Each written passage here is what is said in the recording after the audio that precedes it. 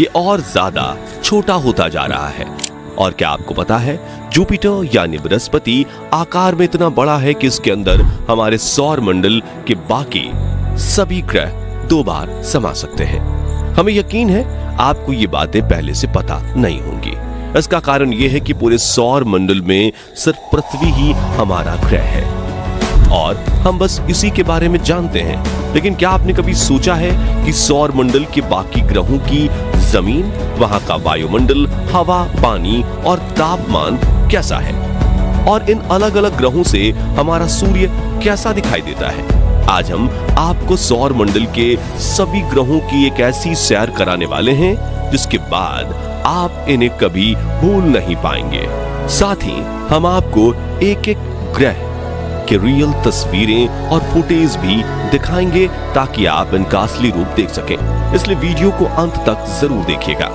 दोस्तों, हमारे सौर मंडल में कुल 8 ग्रह हैं जिनके नाम मरकरी बुध, वीनस शुक्र, अर्थ पृथ्वी, मार्स मंगल, जुपिटर बृहस्पति, सैटर्न शनि, यूरेनस अरुण और नेपच्यून यानी वरुण है। चलिए अब एक एक करके इन सभी प्लैनेट्स की सैर पर चलते हैं।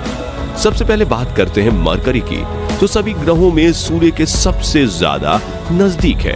मरकरी सूर्य से सिर्फ 58 मिलियन किलोमीटर दूर है और इसका अपना कोई वायुमंडल नहीं है। इसकी सतह चांद की तरह गड्ढों से भरी हुई है और ये कोई ऐसे वैसे मामूली गड्ढे नहीं है, बल्कि उल्कापिंड और धूमकेतु के गिरने से बने हैं। ये गड्ढे आकार में कई कई किलोमीटर तक लंबे और चौड़े गहरे भी हैं। मरकरी पर खोजे गए सबसे बड़े गड्ढे का व्यास करीब 1500 किलोमीटर है। कोई वायुमंडल ना होने की वजह से यहाँ दिन में तापमान 450 डिग्री सेल्सियस तक पहुंच जाता है, जबकि रात के समय -180 डिग्री को क्रॉस कर जाता है। इसलिए इस ग्रह पर इंसानों का ठहरना बिल्कुल नामुमकिन है। आकार में ये ग्रह हमारे पृथ्वी का 40% ही है। और इतना ही नहीं, हर एक बीतते दिन के साथ ये श्रिंक होकर और भी छोटा होता जा रहा है। वैज्ञानिक बताते हैं कि पिछले करीब 4 बिलियन सालों में ये ग्रह 14 किलोमीटर घट चुका है और इसके घटने की वजह है रात को पड़ने वाली सर्दी। हैरानी की बात यह है कि सूर्य के सबसे ज्यादा नजदीक होते हुए भी ये सौर मंडल का सबसे गर्म प्लेनेट नहीं है। चलिए अब चलते हैं हमारे सोलर सिस्टम के दूसरे ग्रह शुक्र यानी वीनस की तरफ, जो सूर्य से 108.2 मिलियन किलोमीटर दूर है। वीनस हमारे सौर मंडल के उन 2 अनोखे ग्रहों में से एक है जो अपने अक्ष पर उल्टा यानी पूरब से पश्चिम की ओर घूमते हैं। ये हमारे सौर मंडल का सबसे गर्म ग्रह है और इसका वायुमंडल सल्फ्यूरिक एसिड के बादलों से बनी कई कई किलोमीटर मोटी परतों से ढका रहता है। इसके वायुमंडल में मुख्य रूप से कार्बन डाइऑक्साइड मौजूद है, जिसकी वजह से ग्रीन हाउस गैस इफेक्ट बनता है और सूर्य की गर्मी वायुमंडल में कैद होकर रह जाती है। यही वजह है कि इस ग्रह का तापमान 464 डिग्री सेल्सियस को टच कर जाता है। वीनस ग्रह पर कई सारे सक्रिय ज्वालामुखी मौजूद हैं और इसकी सतह भी बड़ी बड़ी चट्टानों और ज्वालामुखी से निकले लावा से मिलकर बनी है। यहाँ का वायुमंडलीय दबाव पृथ्वी की तुलना में 90% ज्यादा है। इसका मतलब ये है कि यहाँ पर चलना हमें ऐसा महसूस होगा जैसे हम समुद्र के कई किलोमीटर नीचे चल रहे हों। यही वजह है कि इस ग्रह पर भेजा गया कोई भी मिशन या स्पेसक्राफ्ट ज्यादा समय तक सरवाइव नहीं कर पाता। साथियों, वीनस के बाद बारी आती है हमारी पृथ्वी की, जो सौर मंडल का अकेला ऐसा ग्रह है जिस पर जीवन संभव है। क्योंकि हम अपनी पृथ्वी के बारे में सब कुछ पहले से ही जानते हैं, इसलिए चलिए इसकी बात हम नहीं करते। तो पृथ्वी के बाद बारी आती है मंगल यानी मार्स की। इस प्लेनेट की सतह और मिट्टी लाल रंग की है और स्पेस से देखने पर यह लाल रंग की गेंद के जैसा नजर आता है, इसलिए इसे रेड प्लेनेट भी कहते हैं। पृथ्वी के बाद मंगल ही एक ऐसा ग्रह है जिस पर हम इंसानों को जीवन के पनपने की सबसे ज्यादा उम्मीद है। यहाँ की जमीन में आयरन की मात्रा बहुत अधिक है और यही इसकी धूल और मिट्टी में भी पाया जाता है।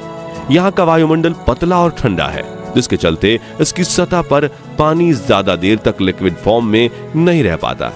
मंगल पर धूल भरी आंधी और तूफान आना आम बात है सूर्य से करीब 228 मिलियन किलोमीटर दूर होने की वजह से यहाँ का औसत तापमान -55 डिग्री सेल्सियस रहता है, जबकि इसका मैक्सिमम टेम्परेचर सिर्फ 30 डिग्री सेल्सियस तक ही पहुंच पाता है। यहाँ की सतह हमारे पृथ्वी के चट्टानी और रेगिस्तानी इलाकों से काफी मिलती जुलती है। वैज्ञानिकों का अनुमान है कि शायद एक समय मंगल ग्रह पर जीवन रहा होगा।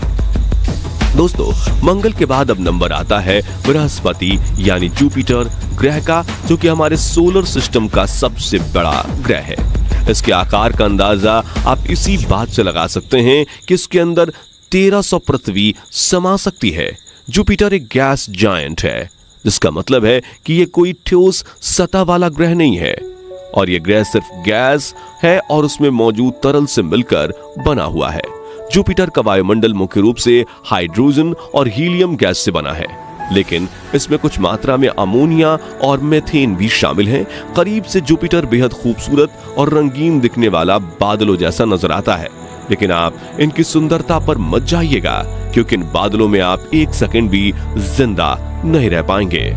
खैर, चलिए आगे बढ़ते हैं अगले ग्रह की ओर, जिसे हम सैटर्न और शनि के नाम से जानते हैं। शनि ग्रह का ख्याल मन में आते ही सबसे पहले हमारा ध्यान इसकी बड़ी बड़ी रिंग्स पर जाता है।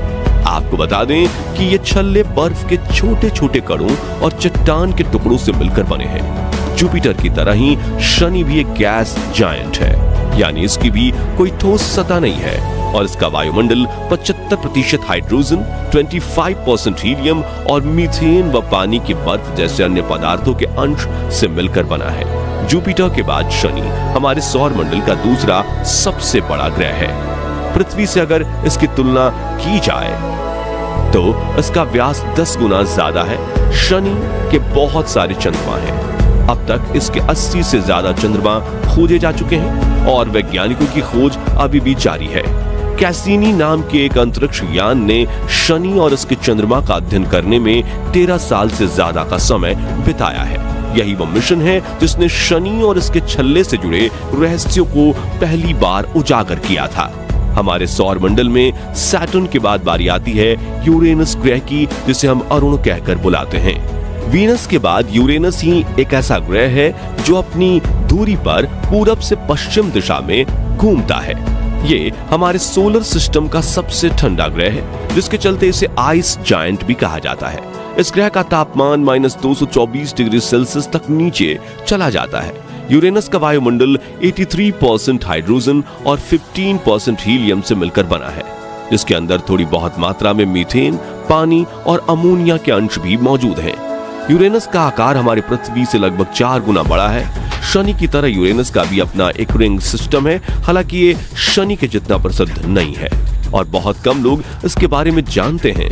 इन छल्लों की खोज पहली बार 1977 में की गई थी, और फिर बाद में साल 1986 के दौरान वॉयेजर 2 अंतरिक्ष यान द्वारा इसकी पुष्टि भी की गई।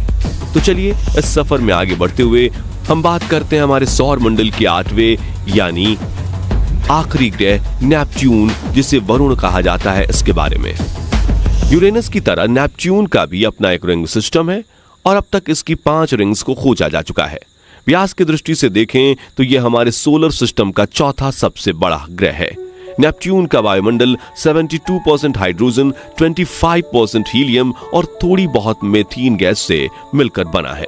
आकार की बात करें तो ये पृथ्वी से लगभग 4 गुना बड़ा है, और ये भी एक आइस जायंट है।